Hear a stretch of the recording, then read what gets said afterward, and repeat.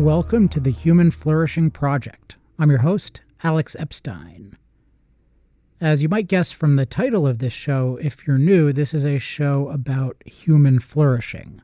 Now, flourishing means for any living being to exist to its highest potential, and human flourishing means human beings existing to our highest potential, which is a really difficult thing for human beings because we're so complex. We have so many different mental and material needs that it's hard to figure out how do we make those all work together so that we can get the most out of our lives. And this show exists because I want to flourish. I want other people to flourish. And so therefore I need to study human flourishing. And on this show, I share my study of human flourishing. And one thing that I've noticed in my study of human flourishing is that it's really important to think about the mental systems or knowledge systems that we're using to pursue knowledge of human flourishing.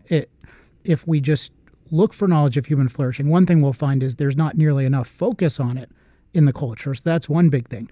But then even when people do talk about human flourishing or aspects of human flourishing, they say all sorts of contradictory things, and it's really hard to know what's true.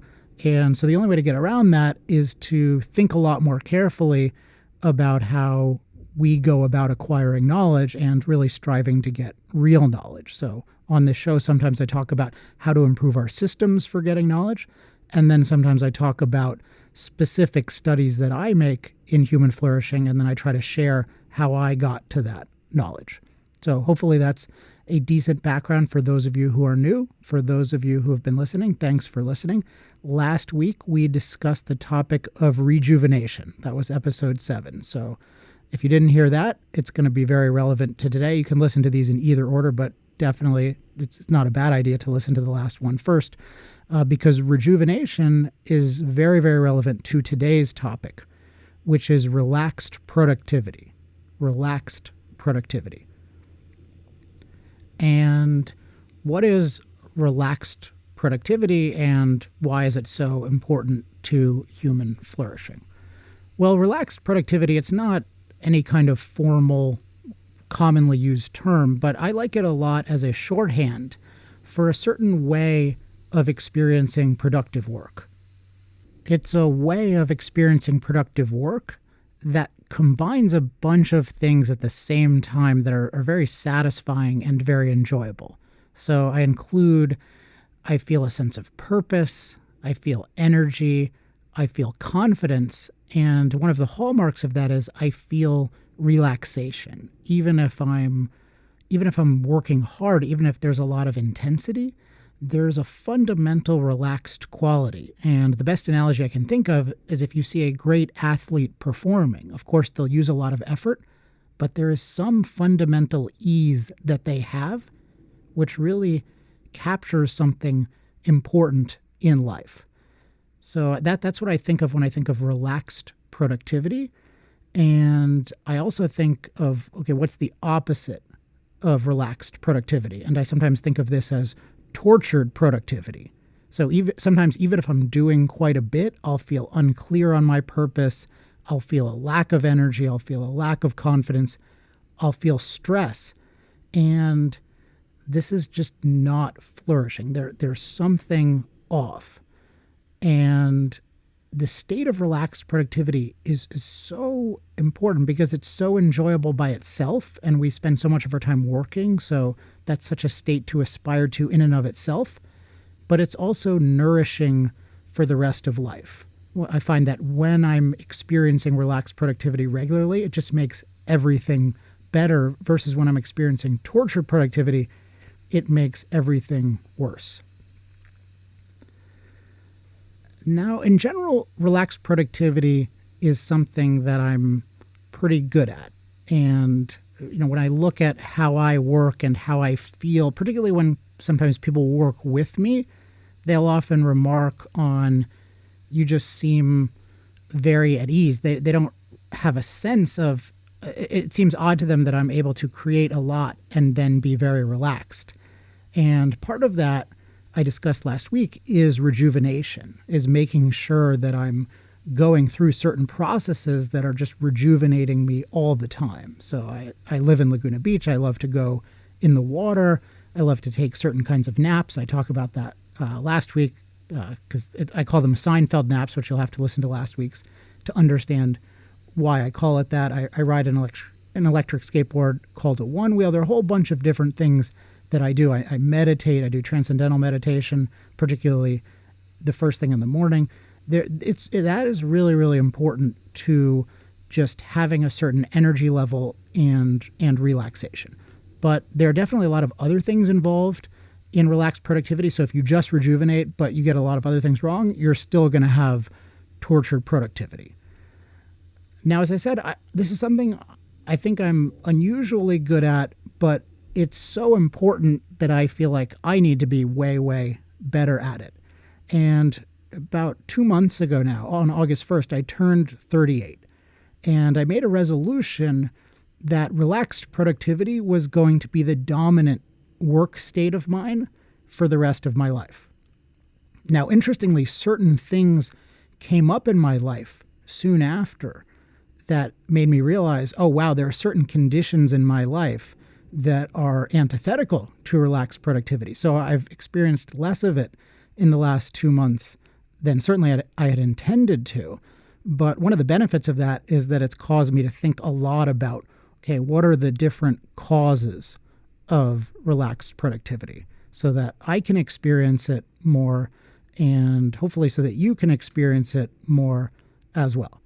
So I'm planning on doing several shows devoted to this topic where I talk about different fundamental drivers, or another way of putting it is different practices and policies that lead to relaxed productivity, and then looking at the opposite, which ones lead to tortured productivity. So there are a whole bunch of these. One of them that I covered last week is regular rejuvenation. And today I want to focus on one big idea, one big practice, which I've found has enormous leverage in leading to relaxed productivity and just absolute productivity. And I call this separating what thinking from how thinking. So separating what thinking from how thinking. And to elaborate just a little bit more, of course, I'm going to elaborate the rest of the show, but it means separating the process of figuring out what work to do from the process of how best to do it. So figuring out what to do is one process, and figuring out how best to do it, which is really a lot of the doing it consists of, that's another process. And I'm going to argue it's an absolute mess when these are combined. So that's the big concept today, is separating what thinking from how thinking. So I have no idea, since I'm just speaking into a microphone now, whether that initially resonates with you. But I think once I go into it, you'll see, oh, wow, this is a huge thing. So to start off, I want to share an experience that I've had a lot in my life, which is it's a form of tortured productivity. And it's a form that is definitely caused by getting this issue wrong. And I'm guessing that everyone listening has experienced this at one time or another, and maybe hundreds or thousands of times because it's so common. And this is the tortuous experience of spending a workday unsure of what I should be working on. Spending a workday unsure of what I should be working on. So I'll give you an example from my current life. Now, I don't exactly experience it this way because I've thought about this issue, but this is the type of thing, using examples from my current life. So I wake up in the morning, and one of the first thoughts in my mind is, what do I want to do today? Let's say I have 2 things scheduled on my calendar, like 2 phone calls, but besides that, I haven't committed to what I'm going to do. So different options start to run through my mind. Should I work on sales? Well, that's obviously important. We need to sell things to be a business. Or maybe I should work on our advertising, so that'll generate more prospects for sales. But wait a second, should I even be doing sales in the business? Maybe I should be recruiting someone. Maybe it's inefficient to be doing it myself. Maybe I should be recruiting someone else. Or maybe I should be focused more on improving our products, because if I improve our products and services so they better serve customer needs, that's going to make advertising and selling and everything else much easier. But at the same time, part of my job, maybe the most important part, is I need to write content for the public, and I haven't done much of that lately. And that's really important too. And I have this article/video concept I've been working on about how Elon Musk thinks, and I think that could be really valuable to people and bring a lot of attention to the human flourishing perspective on things. So maybe I should do that. Oh, and yeah, what about my email? I've just got this huge backlog of email. So I'm thinking about this, ruminating about this, and then I think, okay, well, I can't just think about this all day. I have to get started on something. So let's work on this article I'm writing about how Elon Musk thinks. By the way, audience, in case you're interested, I am actually working on this. So I hope you like it when it comes out soon. So I'm starting on the article, and I start thinking about how to do it, how to make progress on it, which is itself a massive mental undertaking. When I'm thinking about, okay, I'm trying to understand how this guy thinks, and then I'm trying to figure out what's good about it, what's bad about it, how to explain that to somebody who doesn't expect to agree with me, maybe somebody who's 100% fan of Elon Musk and I'm only a partial fan. How do I persuade them?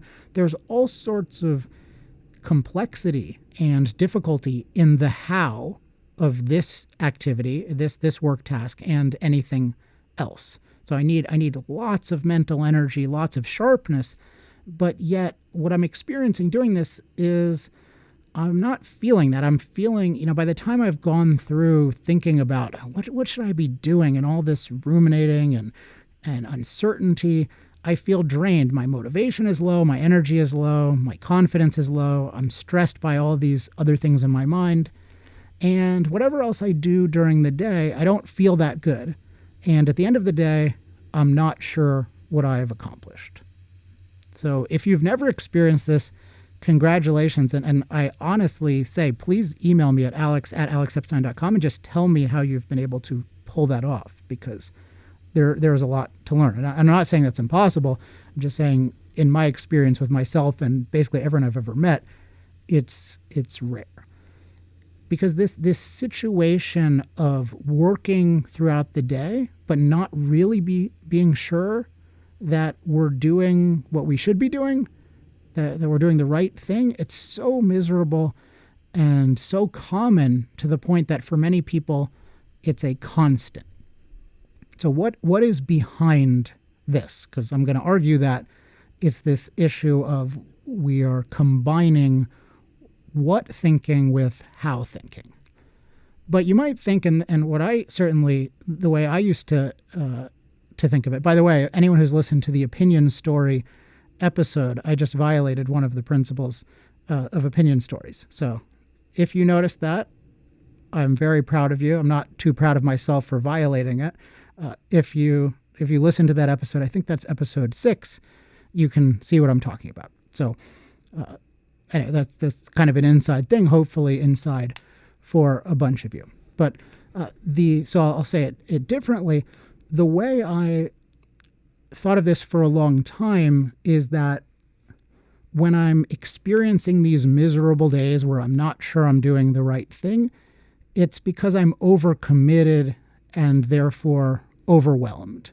I've just set my life up so that I have so many things to do, and therefore I'm never gonna, get to them. And so I'm always going to have on my mind, I could be doing this, I could be doing that.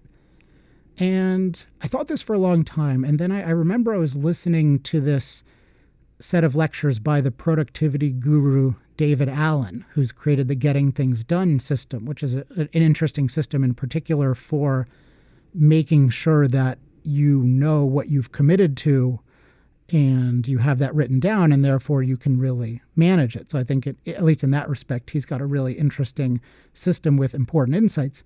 But I just remember there was some aside that he made. It wasn't one of the main points, but it stuck with me over and above everything else in that course. And I don't have the exact wording, but I remember he just said something like, is it any surprise that there's more things that we'd like to do than we have time to do them? So is it any surprise that there's more things that we'd like to do than we have time to do them? And I just thought, oh, of course. That's obvious, right? It's inherent in life that all things being equal, there are many things we would like to do that we don't have time to do. If we don't feel like that, then there's something wrong with our values, because then we don't love life enough. But I think with most people, they feel like, oh, yeah, there's way more stuff that I'd like to do, all things being equal, if I had more time than with the 168 hours a week and let's just say 80 years that I have to live. And so why is this so important? Well, what it means is that there's always the potential to feel overcommitted and overwhelmed, because there's always more things that we would like to do than there is time to do it.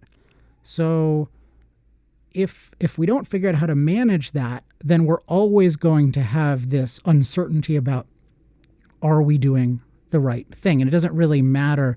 So it's not so much when I feel overwhelmed that it's not that I've actually committed to things where I have 170 hours in a week that I absolutely need to do or else I'm going to die. It's not that situation.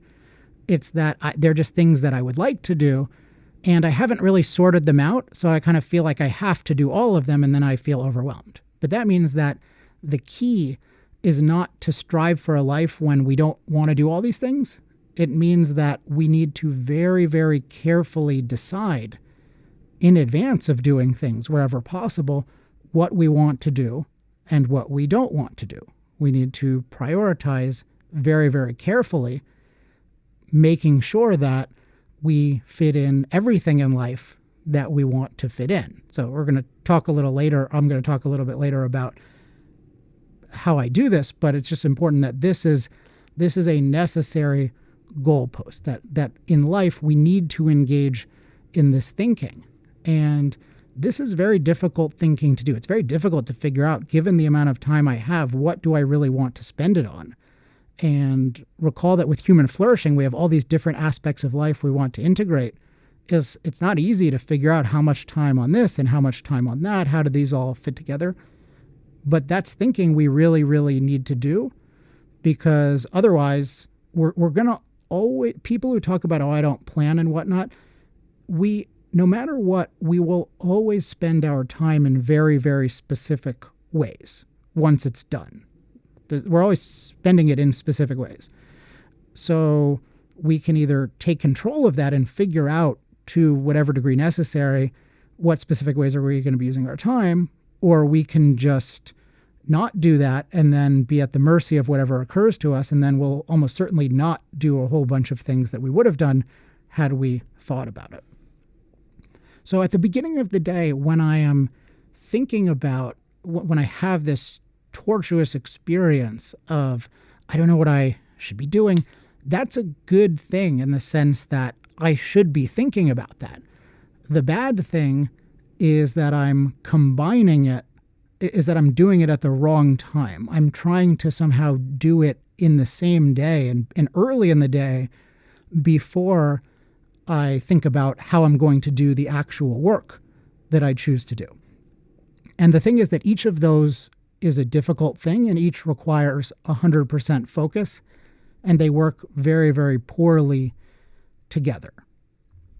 So when we try to combine the what thinking and the how thinking, what happens is usually we decide we can't finish the what thinking, because the what thinking takes a lot of time to get right, assuming we haven't done a lot of it to date. So we do an abortive version of that, and then we jump into the how, but then we can't be at ease during the how because we don't have confidence in the what.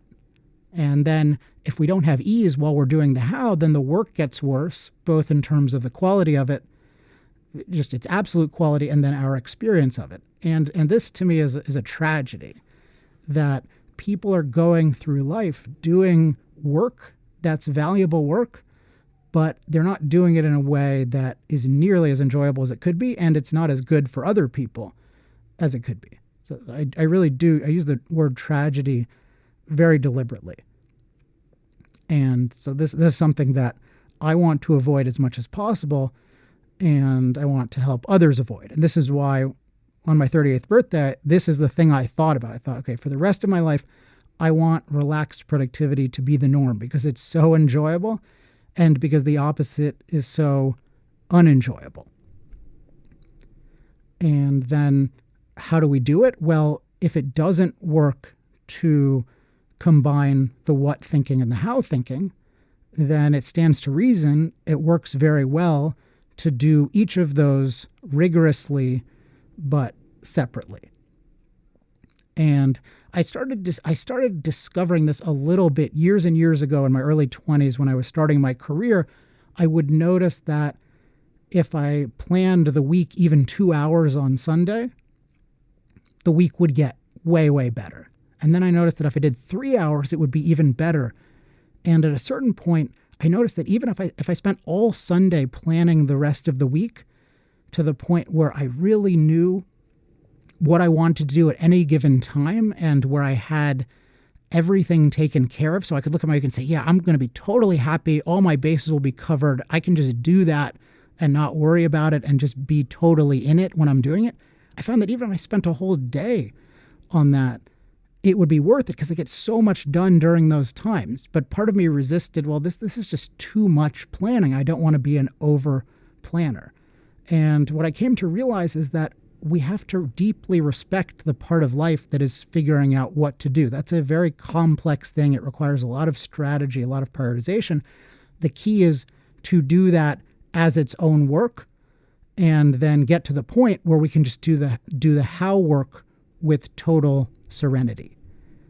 And a concept I use to capture this is what I call calendar comprehensiveness. So calendar comprehensiveness means that on my calendar, on my literal calendar, or if you have the equivalent, that's fine. But whatever you're using to determine what to tell you what to do in the future, the time on that is allocated for everything I really want to do. So when my calendar is comprehensive, that means that everything I really want to do, that when I think about it, this is what I want to be doing, that there is time to do that on that calendar. And that is a magical state of calendar comprehensiveness because then whatever I'm doing, I know I can focus on this with the confidence that this is a great thing for me to do, and I'm going to take care of all the other things in their own time. And I find that when I'm in that state, then I can just, particularly if it's a kind of work I really like, I'll just go into that and it's just so relaxing. Even though it's intense, there's just something about it where it's just a wonderful feeling. And I was having that today with preparing this episode, which this episode required a bunch of new thinking, as do most of the episodes. And there were certain things that I was confused about for a little while. But the way I blocked it out, I knew, okay, everything's going to be taken care of at another time. But during X amount of time, Alex, all you have to do is work out this episode. And then there's a certain calm that comes over me. And then I just think, all right, I'm going to figure out whatever I need to figure out to do this. And then when it comes to the other things, I'll figure them out later. And that's a really, really great feeling. So you might be wondering, okay, how do I achieve calendar comprehensiveness? And here, this is a big topic, and there are lots of options. And I don't claim to have the best way, but there is a very powerful concept that I'm pretty sure is universal, or it's at least capturing something that's almost universal.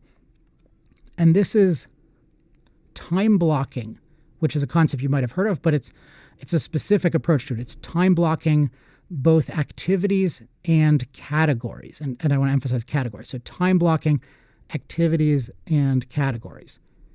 So if you look up time blocking, you'll find a bunch of different types of definitions. But the key, it's usually used to mean a certain approach to activities, which is to take any given activity you intend to do and you schedule it during a specific time window or time block, and then you just do it then to completion. So an analogy people often use is a meeting or an appointment. You know, when we schedule something as an appointment, there's a certain relaxation that we have because we know, okay, I'm going to talk about that then. I don't have to think about it before.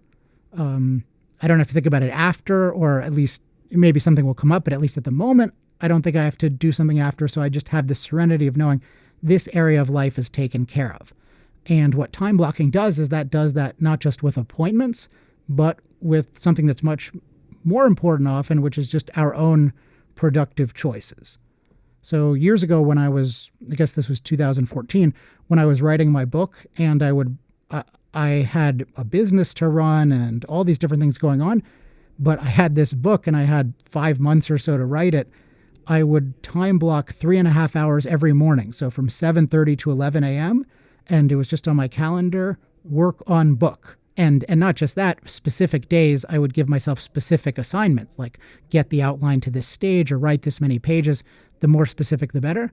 And then I would have as a check on this that I would send a report to a friend of mine, Don Watkins, who actually now works for me, so even better now.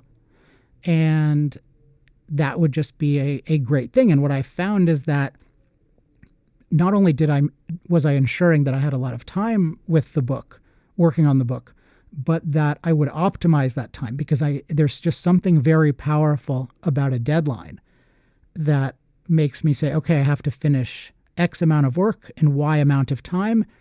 And then if I really take that seriously, my mind is just going to find more and more optimal ways of doing things.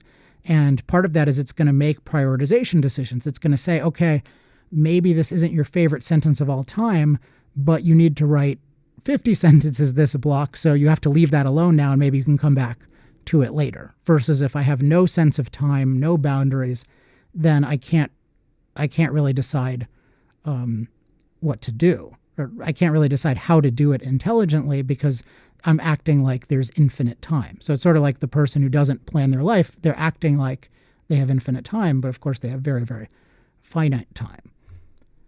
So that's a big example of time blocking a book. But I do the same thing for things even that are 15 minutes. And often I find that there are a bunch of things I can do in half an hour. A lot of my time blocks are half an hour, where if I give myself a definite objective, I can just stack half hour, and get a ton done. And I put it in the calendar either directly, I write it there, or sometimes the details of it are in a different place. Like with sales, if you use what's called a CRM, like Salesforce or HubSpot, I use HubSpot at the moment, then you just say, okay, like clear Salesforce tasks, and then Salesforce will give you what you need to do at a given time. But there's still this serenity and ease of knowing, okay, this is exactly what I need to do. So when I time block on my calendar, when I time block activities, then I just look at my calendar and I'm good to go. So this is an enormously valuable tool, but I think to really use it in a way that is going to help us flourish, we need to time block in a bigger and broader way as well. Because the question comes up, okay, how do I make, when I'm allocating all these times, how do I make sure I free up the right amount of time for all the different aspects of my life, including all the different types of work I need to do? And then there's the whole rest of life.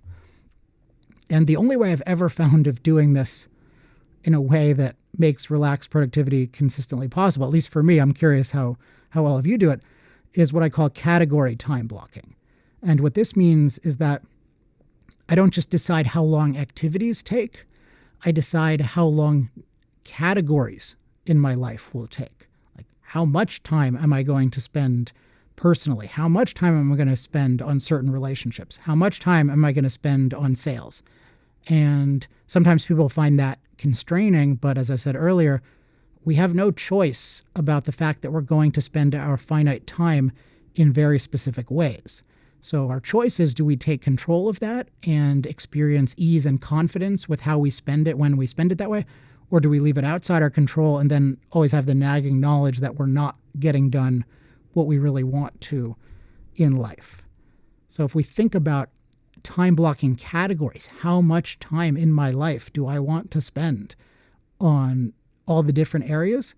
It leads to amazingly valuable thinking. And it's the kind of thinking that needs its own focus. We can't just mix this with doing the work.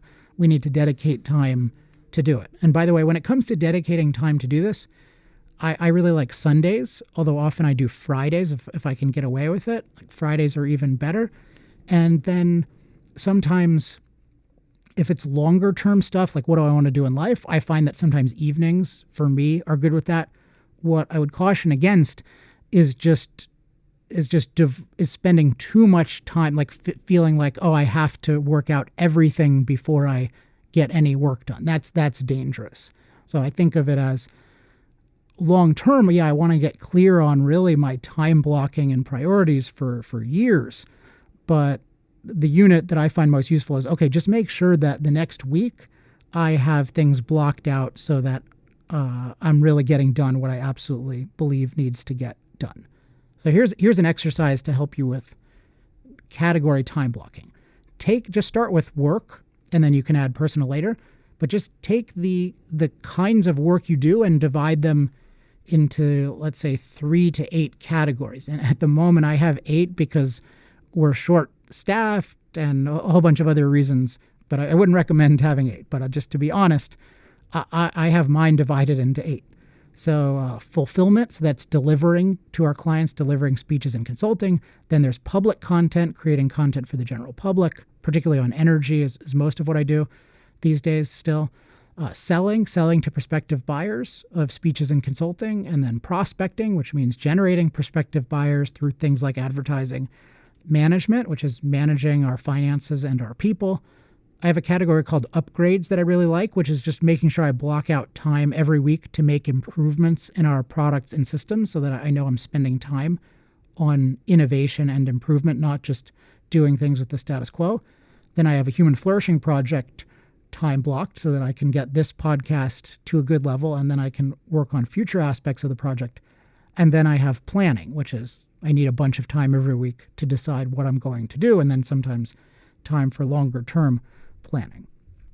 So come up with these 3 or 4 or 5 or 6 or 7 or 8 categories, and then for each try to identify, like look at a Google Calendar or the equivalent and just get a sense of, okay, how many hours a week, just start with the week, do you want to work in each area?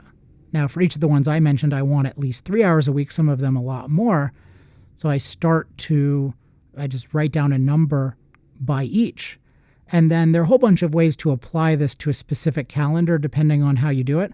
But the key in my mind is that when I'm thinking about any given category, then I have an idea of how much time am I allocating in this category. Because once I have that specific number allocated, then I can think really, really clearly about what I want to do and what I don't want to do. Because in general, I want to do things that are going to drive the most results.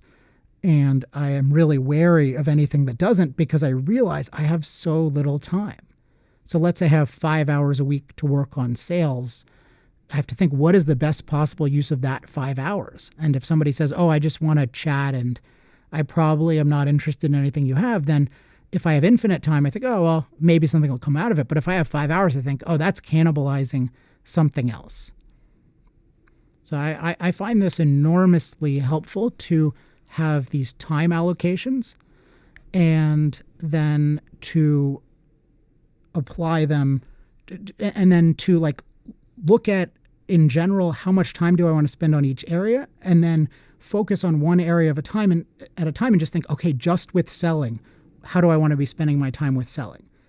And then just with management, how do I want to be spending my time there? It makes it just thinking about how much time in general and then how much time on the activities within each category. I just find it makes it so much clearer versus if I have a list of 40 activities from different categories. It's just overwhelming and I don't have a way of prioritizing, and often I'll do things that are too short term because I'll feel like, oh, well, maybe I should just do almost all selling because selling is really important. But selling is important, but these other things are important too. And there's a parallel to life. There are all these different aspects of life that are important. And in a sense, they're all important. So we need to think about, okay, how much time is each one of these going to get? And then we can really optimize. One other little tip here is it's good to have buffer time. So it's good to have rejuvenation time. That's really important so that we can have good energy and good focus and everything else during these things. But it's also important to have buffer time just so that on a given day, if something comes up, we're not just totally booked and we become overwhelmed, because if you have a little bit of buffer time, it can just do wonders for relaxed productivity. So that's that. I gave the example of work, but as you might imagine, you can do the exact same thing and should do the exact same thing for personal life. So I might say, okay, I'm blocking out this day of the week at least for personal time in general, and then I want to spend X amount of hours a week with this person, this significant other, this amount of time on jiu-jitsu. It's just so valuable to have an idea of how much of my life do I want to spend on this category, and then within that, what's the best use of that. That gives me calendar comprehensiveness, and that gives me a calendar that's engineered for human flourishing. Now, all things being equal, we want to be quite long-term about this. It's really good if we can have not just the week, but have, what is it? Like the 90-day period is a common one. Sometimes people use a month, half a year, multiple years. These are all really good. But I find that just for day-to-day success, I at least need the week blocked out. That is, if it does not work well for me, and I've never seen it work well for anyone else, if they try to figure out every day what they should do, because the thinking is just too complex and you won't get that far in it.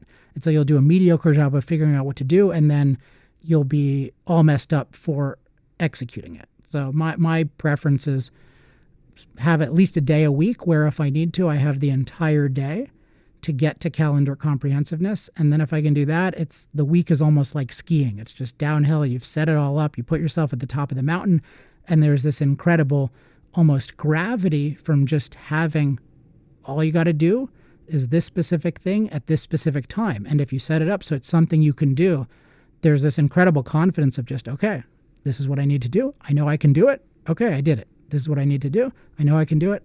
Okay, I did it. That's just such a great way to exist. And it all comes from this calendar comprehensiveness. And the only way we're going to get that is by separating out very deliberately the thinking about what we want to do in our life with how we're going to do it. And if we can do that, we've got a big piece of the relaxed productivity puzzle. Now, it's not the only one. Rejuvenation is not the only one. There are a whole bunch of things that go into having the best kind of experience of productivity. And because productivity is so much of life, I think it's worth spending a lot of time on just looking at how do we experience productivity in a way that's really consistent with us flourishing. So I look forward to people's feedback on this episode and on the topic. I hope that you like it. If you do, and or if you have thoughts, please email me at alex@alexepstein.com because it's always great to get your thoughts. And not as you might think, oh, he's overwhelmed with emails. Most people don't actually. I mean, sometimes people send me annoying emails, but people sending me really thoughtful emails, since a lot of people think I get too many and I won't look at them, then they might not send them. But on this topic in particular, I will look at it, and there's a very good chance that I'll respond. So that is our show for this week. Relaxed Productivity Part 1, that's the big topic. The specific idea was separating what thinking from how thinking, and then the specific tactic for getting there is focusing on calendar comprehensiveness through time blocking both our activities and our categories of life. Hope you enjoyed it. One more thing, exercise. I forgot the exercise. There's an exercise every week. Share with the group any tips you have on how to separate what thinking from how thinking. I'm really interested in other ways to do this because there's so much leverage here, and I can always do it better myself, so I'd love to hear your ideas. So please share those. It's on the Facebook page, so facebook.com/Human Flourishing Project. To sign up for the mailing list to get updates every week, go to humanflourishingproject.com. And I hope you enjoyed this show, and I hope you listen again next Friday. Until then, I'm Alex Epstein. This has been the Human Flourishing Project.